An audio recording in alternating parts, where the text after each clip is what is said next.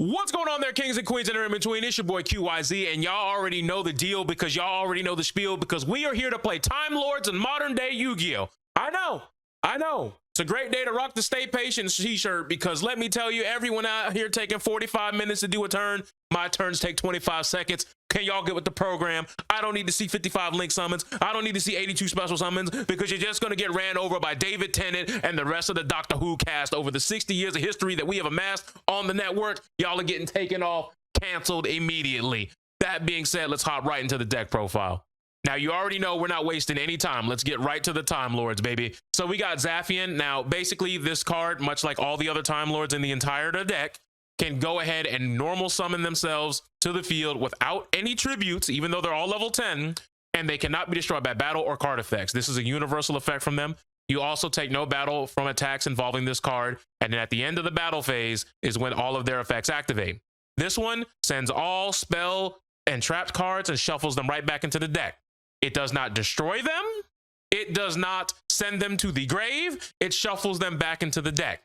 So if they have a mass change set or they have any other myriad of things that they want to use, like a mirror force, or they have anything that's going to be able to try to destroy you, they're not going to be able to activate them. And if they do, they'll go to the grave, sure, but everything else that they have set is going right back to the deck. We're not worried about it. They're not chaining everything to them. This really messes up a lot of L-Lick players, especially if they don't have the exact trap lineup that they want in order to be able to do something on the specific turn that you summon Zaphion. I've had plenty of games where I'm going against an L-Lick player and they set their 5, they pass, I drop big boy here, go ahead and attack. And if they don't have the proper setup, they're like, damn, I really set 5 just to take this L. That's crazy because they're not destroyed. They're not setting up the graveyard. Everything's going back into the deck. And then a lot of times they'll just scoop right up.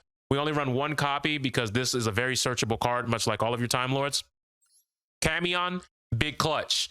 Same thing with the universal effects. However, this one, at the end of the battle phase, if this card battled, shuffle one card that your opponent controls into the deck. And if you do, and inflict 500 damage to your opponent, neither player can activate card effects in response to this, which means once this effect activates, it don't matter if they have a quick effect on the field. Doesn't matter. It's going back to the deck. Annoying Link Monster, back to the deck. If you got an annoying XYZ, you're going back to the extra deck. You got an annoying card that I don't want to deal with, it's going back into the deck. And it's shuffled in there, folks. This isn't something where it goes back into the hand and you can bring it out next turn. You got to hope that you pull for it. This is a huge card.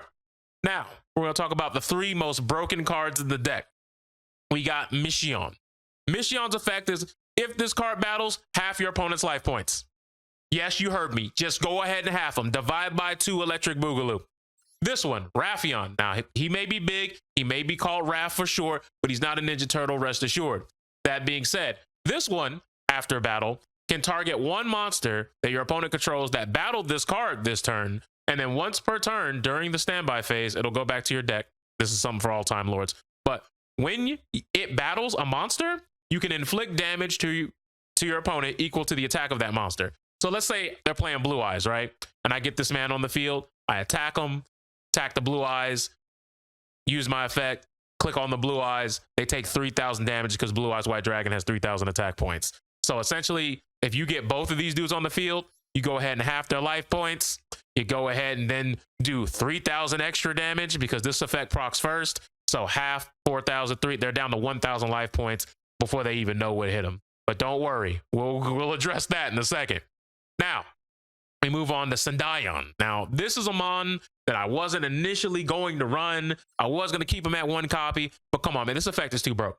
It comes down, it's a 4,000 beater. You can special summon this card from your hand. Excuse me, normal summon this card from your hand without tribute, only if your opponent controls a monster and you don't control any monsters. So what that means is if they go first and they have a big monster on board, you can go ahead and summon a 4,000 by 4,000 and you could try to attack over them. Now, your opponent does not take any battle damage from this card because neither of us do. However, since it cannot be destroyed by battle or card effects, at the end of the battle phase, if this card battled, inflict 2,000 damage to your opponent. So once again, if this is on the field and it attacks, halves their life points to 4,000, this drops them to 2,000. Some of y'all know, wait a minute, that's in a certain threshold. Wait, we'll get there when we get there. We also run Time Maiden, obviously 3. If you control no monsters, you can special summon this card from your hand. This card can be treated as 2 tribute summons for a Time Lord monster. That effect's kind of irrelevant, but there are some situations where that does come up. But you contribute this card and add one Time Lord with 0 attack from your deck to your hand. So this searches every Time Lord that is not named Sendayon. Now, you may be saying, all right, that's pretty good. That's a pretty dope effect. What else does it have? Well, I'm glad you asked, because there's always more. This card can be banished from your graveyard to special summon one Time Lord monster with 0 attack from your deck, ignoring its summoning conditions. You cannot special summon other monsters the turn that you activate this effect. So you cannot special summon this monster, tribute it, and then when it's in the grave, activate its second effect. You can only do one or the other. Now, don't worry, that's not a big thing, because trust me when I tell you, it gets really dirty really fast. Now, obviously run 3 Swift Scarecrow. This is a card that came to me in a dream, because originally I was going to put Battle Fader in the deck, but somehow when I was trying to figure out what this card was, I knew it was a Scarecrow card, and somehow I didn't even read this one. I read the Trap card. I'm like, no, that's not it. Literally went to sleep that night. All peaceful, snuggling into my pillow, getting all snuggly wuggly. And then I literally had a dream where Gemini Elf came out of a pool of the water and just went, Swift Scarecrow. And I'm like, what? And that was it. Like, nothing else crazy happened. That was the dream. So that's how I remember that this card was a thing that existed, because it's been so long since I've seen it. But when an opponent's monster declares a direct attack, quick effect, you can discard this card, negate the attack, and just completely end the battle phase. Now, this comes up really huge when you like have a dead hand, or when you activate a Pot of Prosperity and you see that, oh, wait, I can add a monster to my hand. That's super sick. You go ahead and add them and everything is A-okay. And you're living life. You're feeling good and you're happy. But keep in mind, this card has 0 attack. This card also has 0 attack. Ash Blossom, we run 2 of those. There's no reason for me to explain why. 3 Max C. We got a couple of Kaijus in here. And you may be saying, all right, so what do these Kaijus do? The Kaijus are really good for getting over certain monsters. And Kaijus also set up for rank 10 plays. So you can go into your Gustavs, your Sky Palaces, your Super Dreads, Spiders, or this dude who actually has come up really clutch in a couple of duels, especially because they're dark, which allows you to set up for Pain Gainer as well. Then you obviously have Super Dreadnought Rail Cannon. I've never had to summon this, but it's in the deck just in case. You know, sometimes you got to keep that thing on you. Obviously, you got to have AA Zeus, because this is the broken XYZ monster. Like, we already know what it is. 4 Link monsters of your choice. I have these in here just because I need banish for prosperity, you know, monsters. And while I should put something in here that's actually viable, I just haven't done that yet, because I really haven't figured out anything that really works with Time Lords. So we're playing around with that for now. But let's go back to the main deck for a second, because we have Piri Rice Map. I've seen a bunch of Time Lord people playing the deck. No one's running this card. Let me tell you how broke this card is. At the start of your main phase 1, add 1 monster with 0 attack from your deck to your hand, but half your life points. After adding it to your hand until the end of the next turn, after this card is activated, you cannot activate the added monster's effects or the effects of cards with the same name until you normal summon that monster or a card with its name. Keep in mind, this card searches Swift Scarecrow, it searches Time Maiden, it searches Ash Blossom, it searches every single Time Lord in my deck except for Sendayon. So we have a searcher that searches the searcher, that searches Ash Blossom if you need it in the clutch. It searches Matayon. Oh, by the way, I don't even think I addressed this Time Lord's effect, but this one shuffles all monsters that your opponent controls, or actually not even all monsters your opponent controls. It shuffles all monsters except for itself back into your hands. So it returns everything to the hand, bounce effect. It doesn't target, by the way. And it damages your opponent for 300 damage per card that was sent back to the hand. Now, for people who have a bunch of XYZs, Link monsters, and stuff like that, if they don't have anything that stops this, they all go back to the extra deck, and all the materials, they're not getting that back. And that really cripples a lot of decks really, really, really fast, especially if they're an all-in, super crazy aggro combo deck. You get them all bounce back, and now they're like, no, dude, what do I do? And it's like, yeah, buddy, you know, sometimes you just hate to see it be like that when it be like that, especially when it be like that. Obviously, we're running Harpy's Feather Duster. This is a really good card here, because this right here has come up in the clutch, where sometimes you want to destroy all the monsters on the field. You give them little game seal then you go ahead and put this on your side of the field, the Qyz, who's level 10. But if you already had a Time Lord in your hand, before you activate this, you would drop this or any of your Time Lords, then go ahead and special summon to the respective sides. You could attack after life points, main phase 2, go into Gustav Max and do 2000, which is actually one of the easy ways that you can OTK, because if you have this, right, and this on the field, 4000, let's say they have a monster that's 2000 attack or more. That's all it has to be, 2000 or more attack. You hit them for another 2000 or more attack. If they have a 4000 attack monster and you use this, then that's just game over. That's just GG's, because it does the exact attack damage to your opponent that of the monster that you chose to attack. So you can do that, then go into Gustav Max, 2000 OTK. If you have a monster on board on the other side of the field, you can go ahead and normal summon this dude. And you're like, well, how are you going to get the other Time Lord on the field? That's what we run 3 Celestial Transformation, special summon 1 fairy monster from your hand. That monster's attack is also halved and destroyed during the end phase. These cards can't be destroyed, so this effect, this little cost here about them being destroyed during the end phase, doesn't proc, doesn't matter. So since they can't be destroyed, you can summon this dude, or you could summon this dude, or you could summon this dude. Any 2 of these pretty much can be game. But with Sendion, it says you can only control 1 Sendion, the Time Lord, at a time. So if you have 2 of these in your hand, you can't summon this, activate this, and then summon another one. But you can have 1, 2, 3, or however many you can of any of the others. So if you have 2 of these and they have 8,000 life points, you attack with number 1, put them to 4,000 life points, do it again, 2,000 life points, XYZ, Gustav Max, OTK. So the deck is pretty self-explanatory from that point forward. Now, there's 2 cards in here that I don't think a lot of you have seen. We all know what Macrocosmos does. We all know what Harpy Feathers does. But there's Mound of the Bound Creator. Level 10 or higher monsters on the field cannot be targeted or destroyed by card effects. So if a level 10 or higher monster destroys a monster by battle and sends it to the graveyard, the player who controlled the monster takes 1000 damage. So this really works when you give them the weak kaiju and you run over them with your kaiju. This really works with the fact that your Time Lords can't be targeted by some effects that just send, where it's like target 1 card and then send it somewhere. You don't have to worry about that if you draw into this. Macrocosmos.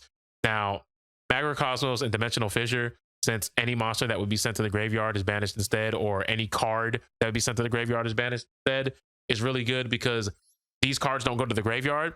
They shuffle themselves back into your deck during the standby phase. So they are completely immune to all of this. This card, you don't care if it's in your graveyard, because all you have to do is discard it and that ends the battle phase. Max C, same thing. Now, Time Maiden, it does suck when you have to banish these because you don't get the graveyard effect, but having a search, having 6 searchers in your deck is pretty good. I don't think anybody's really going to argue with that. So all in all, I'm really liking this, but there is 1 card in the deck that is really godlike. So during damage calculation, if your opponent monster battles, or excuse me, if your monster battles an opponent's monster, your battling monster's attack becomes the opponent monster's attack during damage calculation only. Also, the controller of any monster destroyed during that battle takes damage equal to the original attack at the end of the damage step. Now, the rest of this, none of that matters. This is all about tie strike and, you know, about Ignis monsters. We're not worried about them. The reason why this effect is so good is because you could have a Time Lord like this, and you could be battling Chaos Max Dragon, and then it'll be like, what's that? Oh no, that's crazy. I killed your monster. Now I have your life points, and you take 4,000 damage because of this effect. Now, I believe this would actually proc first, since I'm destroying the monster, and you have to do this at the end of the battle phase. You get your life points half, so you'd be 4,000 and 2,000 in just these 2 cards. I only run 1 of these just due to the simple nature that while it is clutch, it has won me several duels, having it at 3 just feels like it's a lot of congestion in the hand, because every single one of these other spell cards is very important. Having prosperity, having cards that, you know, you can just banish from the extra deck, having up to 2 Gustav Maxes, because sometimes, if I'm being honest, you typically only get 1, maybe 2 XYZ plays in the deck. Another card that I thought about playing, that I did test out a little bit, was Exodius, which is a level 10 that allows you to set up rank 10 plays. but there would be so many times where he would just be a dead draw and you just didn't want to see him. So I ended up cutting him out because all these cards, for the most part, are never dead draws, like outside of maybe late game if you're in a stalemate and then you just draw a couple of kaijus. That kind of sucks, but all your Time Lords are pretty good. Now, what do we lose to? We get bodied by Skill Drain. Skill Drain is tough. You have to have an out to that card. Sometimes you have to just stall it out and just hope that you get to your Harpy's Feather Duster, your Lightning Storm. We don't really have too many things to help deal with back row. This deck is kind of all or nothing. However, there is some fun times to be had when someone messes up and they decide that they want to activate Skill Drain. And then you throw Sandile on the field. Now there's a 4,000 beater on the field and they don't really know what to do because now they actually take battle damage from the 4,000. All their effects are negated. Our effects are negated. You can also set up into using Celestial Transformation to set up XYZs. Now, granted, their effects will be negated. However, 3,000, 3,400, 3,200, and 4,000, once again, nothing to scoff at. So these are things that are pretty nasty when you want to get down to it. And sometimes just having Sandion on the field or any of the Super Dreads or even Utopic Dark eventually ends up leading to them destroying or trying to get their own skill drain off the field so they can try to play around and circumvent those cards. So it's not like all is lost. So yeah, we'll get into some games and we'll see how everything checks out. Oh man, I'm really going first? You really gonna do me like this? You really gonna do? Okay, all right. Really gonna do me like this? That is very upsetting. But oh man, we are starting off with some heat. We kind of got some heated content here, ladies and gentlemen. I like this. Now, interestingly enough, as I said earlier, look at all the things I can search. Now, granted, it's very costly because it is half of your life points, but having Battle Fader in my hand, or excuse me, Swift Scarecrow in my hand, actually makes me feel like a champion because let's face it, folks, I don't know what they're playing. And I really don't care what they're playing. But having Harpy's Feather Duster in my hand, having it so that my cards can't be targeted, maybe we bait out a Lightning Storm, maybe we bait out anything, you know, that removes spell or traps. If they're playing Eldlick, we have Harpy's Feather Duster. This could be a Toon World player for all I know. Oh, man, never mind. Never mind. It's Sky Strikers. Oh, you love to see it. You just love to see it. I don't think I've ever loved to see anything more than Sky Strikers, because I don't know what it is about Sky Strikers. Like, Sky Strikers are probably the reason why I'm starting to have a little bit of gray hairs pop into the little junior fro here. Like, Sky Strikers are one of those decks where you look at it and you know that your enemy, your foe, your fellow duelist is literally reaching into your pocket and is literally taking money from you. Like, you can feel yourself being robbed. You can feel yourself literally going to the Shadow Realm. It's not a good place to be. I'm going to tell you that right now. But as you guys can see, he's going to be able to go ahead and attack right on through me. Swift Scarecrow can't activate this turn because I use the effect of Pyrrhus Rice, which means, you know, I'm not going to be able to do it this turn. But next turn he goes into a battle phase, I'll be able to do it. So now he goes ahead and he ends phase. Gonna go ahead and add one to his hand because of course that's how this is going to work, which is unfortunate because that's kind of how we are here. But hold on, pause and reflect. Wait. Okay, unfortunately, there's one big unfortunate thing that's happening here. He doesn't have a card that is 2,000 attack or more. So I don't know if this is necessarily an overextension because I feel like it is. So I'm actually not going to go for that play. Because I could go 1,500. Well, let's see, half, because this would take priority. So it'd be half. Then it'd be 1,500, which would bring him down to 2,500. Then Gustav Max wouldn't be enough for the kill. But if I don't do it, I feel like I'll be kicking myself So we're just going to do it. We're just going to get this out of the way. We're going to feel good about ourselves in the morning. We're going to go ahead and eat the pizza. We're going to put a little bit of pepperoni on the pizza. We're going to go ahead and do some quick maths. 4,000, 1,500. And you see, at this point, I should probably just let it rock and not go for the XYZ play right now. But I feel as though we're in a situation where we don't even have to necessarily go Gustav Max, right? Because we could detach this and then target one card and destroy it. Because this one doesn't have a quick effect. However, we could also do 600 damage every time they activate a monster effect. But I don't think that we're going to do that either, because we also have this option. But, you know, I'm probably... because this card's in the grave. They do have this card. You contribute this card, special summon one Sky Striker ace.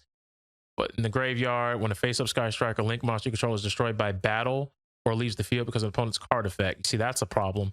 Because then they can special summon that and they can start their Link stuff all over again.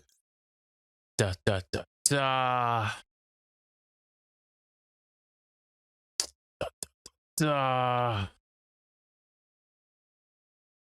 Oof. I actually don't know how I want to play this one. But I think we're going to go with this in defense mode. And then we're gonna go into this in defense mode. So every time they activate a spell card,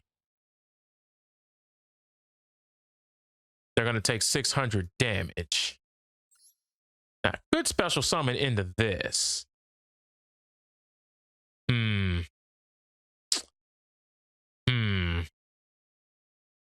Once per turn. And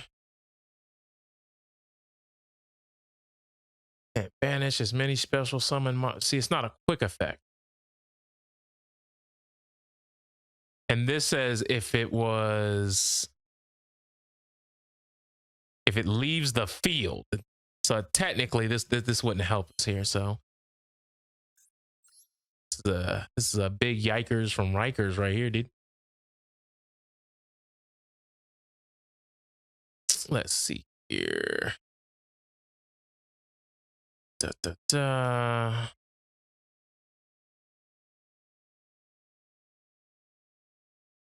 I don't know. How do we want to do this, guys? How do we want to do this?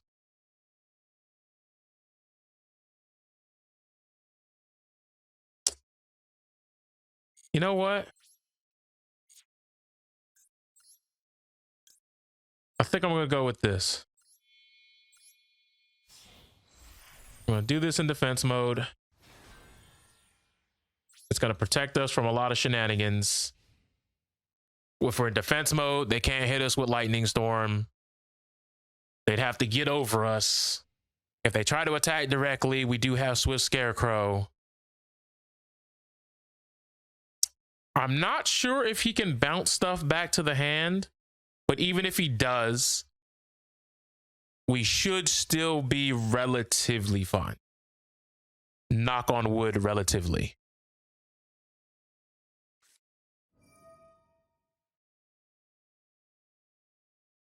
Yeah, all right. All right. This is what we're doing.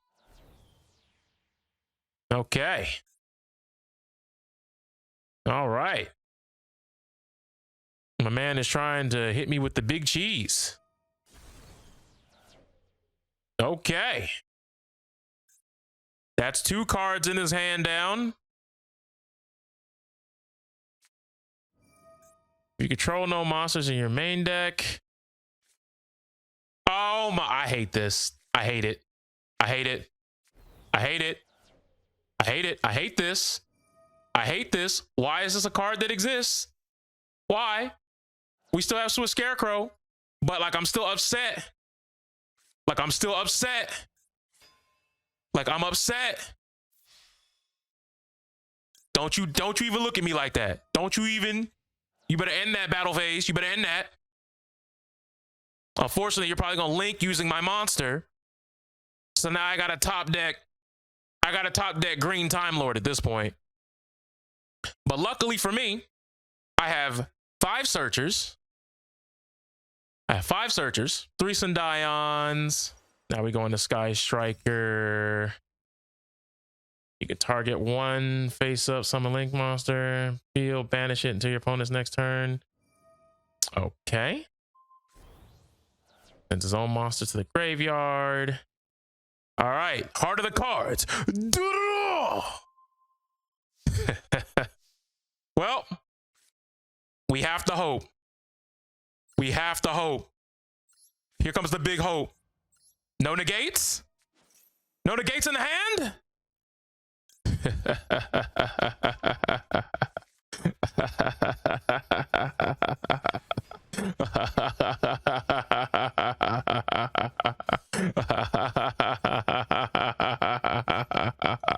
Get out of here, Sky Striker player! You feeble, weak fool! Get your meta deck away from me, for the Time Lords are eternal and forever.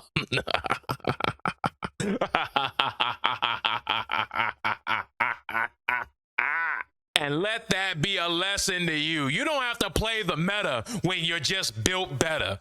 Ladies and gentlemen, if you like what you saw, go ahead and drop a big fat like a Rooski on the video. It definitely helps out the channel. I'll be bringing more Master Duel to you. Who would have ever thought I'd been back in Yu-Gi-Oh! In 2022? Could never have predicted that, would have never foreseen this. Last time I played Yu-Gi-Oh! We were dealing with elemental dragons, dragon rulers, and priestess decks. Yeah, dark ages, dark times. Yes, I know.